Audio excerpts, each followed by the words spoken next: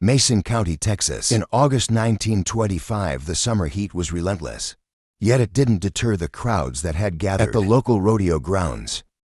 Families, ranchers, and townsfolk filled the stands, their excitement palpable as they awaited the start of the festivities. The dusty air was heavy with anticipation, but the event everyone truly came to see was not the usual rodeo spectacle.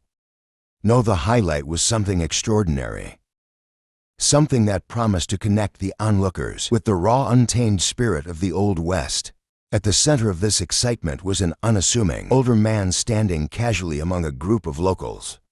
His graying hair and gentle demeanor did not immediately set him apart from his peers, but his clothing hinted at a deeper story. Dressed in buckskin leggings and a fringed buckskin shirt, he looked like someone who had stepped out of another era. His posture was upright and confident, and there was something in his movements, subtle but distinct, that spoke of a life unlike those of the men around him. He laughed, exchanged jokes, and appeared to enjoy the camaraderie of his neighbors. Yet beneath this affable exterior lay a history that had made him a living legend. The man's name was Herman Lehmann, and his life story was known far and wide. To those who didn't know him personally, he was a local curiosity, a relic of a bygone era, when the Texas frontier was a dangerous and volatile land. But to those who knew his story, he was much more. A man who had lived through unimaginable hardship, had been shaped by violence, and had emerged from it all as a survivor, with a unique place in history. As the event unfolded, Herman mounted his horse, but he didn't do so in the typical manner of the American riders around him. Instead of using a saddle and bridle, he leapt onto the horse bareback, controlling it with a single rein tied to a simple halter. What struck the crowd as particularly odd was the way he mounted from the right-hand side, a habit that was virtually unheard of among American riders, but common among certain Native American tribes. The crowd fell silent, their attention riveted on this man who seemed so different from anyone they had ever encountered. Once astride his horse, Herman's transformation was complete.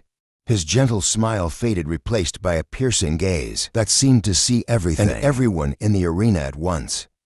When he donned a feathered headdress, intricately decorated with beads and ribbons, the crowd gasped. The headdress was more than an ornament. It was a symbol of the life he had once led, a life that even decades later still defined him. As the crowd watched in awe, Herman gave a loud war whoop and spurred his horse into a gallop. A yearling calf, weighing around 300 pounds, was released into the arena. The animal, confused and frightened, darted this way and that, seeking an escape from the strange and chaotic scene.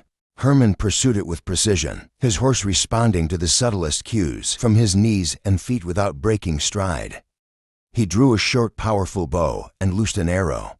The shaft struck the calf's heart with deadly accuracy, and the animal collapsed almost instantly. But Herman wasn't finished. In one fluid motion, he dismounted. Knife in hand, he quickly slit the calf's throat to bleed it out, then opened its abdominal cavity. To the astonishment, and for some, the horror of the onlookers, he reached into the carcass, pulled out the liver, squeezed bile from the gallbladder onto it, and ate it raw. The act was both shocking and mesmerizing, a visceral reminder of the brutal realities of survival in a world most of the audience could scarcely imagine.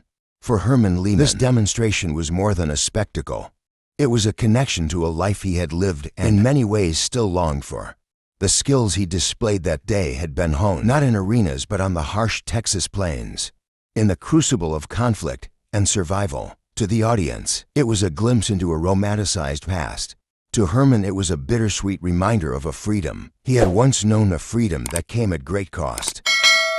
Herman Lehmann's story began in 1859 in Mason Texas, County, a rugged and unforgiving land that demanded resilience and grit from its settlers.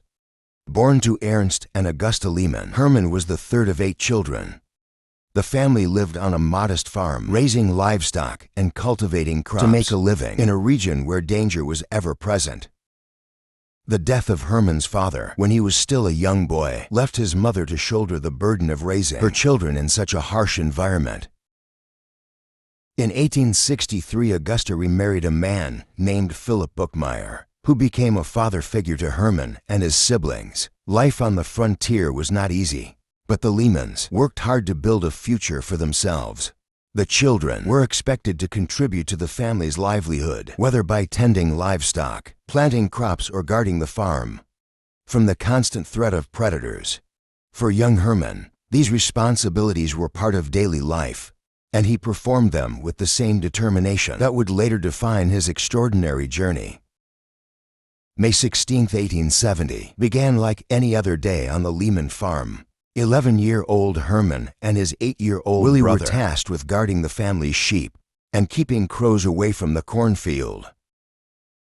The boys were only a few hundred yards from their family's cabin, and there was no indication that anything unusual would happen. But in the blink of an eye, their lives changed forever.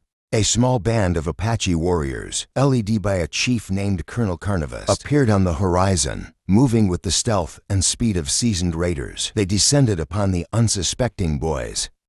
Herman fought back as best he could, but Carnivist struck him over the head with a pistol, knocking him unconscious.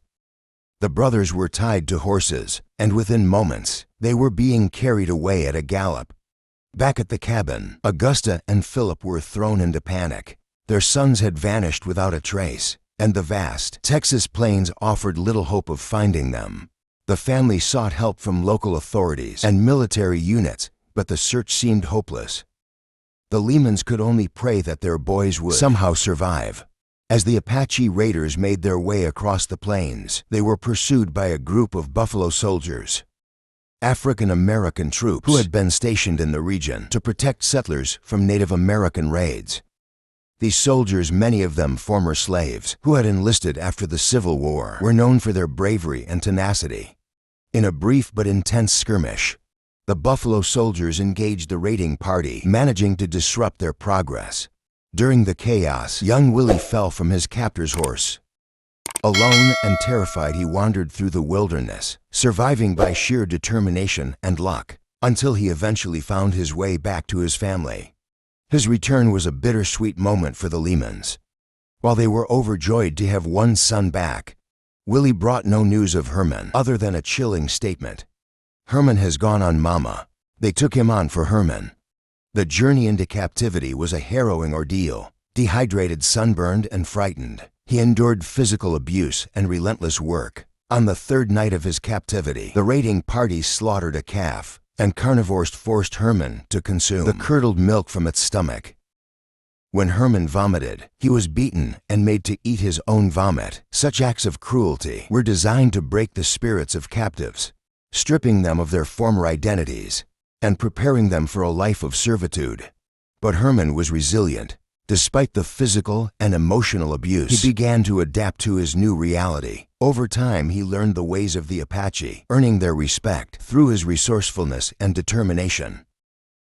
He was eventually adopted into the tribe, a process that marked the beginning of a profound transformation. Herman's assimilation into the Apache way of life was both a survival strategy and a testament to his adaptability. Over time, he became more than just a member of the tribe. He became a warrior. He learned to hunt, fight, and survive in the unforgiving environment of the Texas plains. His skill with a bow and arrow, his horsemanship, and his courage in battle earned him the respect of his Apache peers. But life among the Apache was not without its challenges. Herman faced internal conflicts within the tribe, including a dispute with a medicine man that ultimately led to the man's death.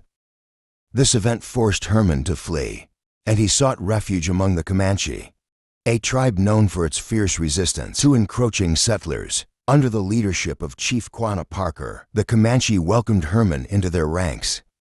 As a Comanche warrior, Herman continued to live a life defined by conflict and survival. He participated in raids against settlers, fought battles against rival tribes, and embraced the nomadic lifestyle of the Comanche. For nearly a decade, he lived as a Native American, fully immersing himself in their culture and traditions. When Herman finally returned to the world of settlers, his reintegration was fraught with challenges.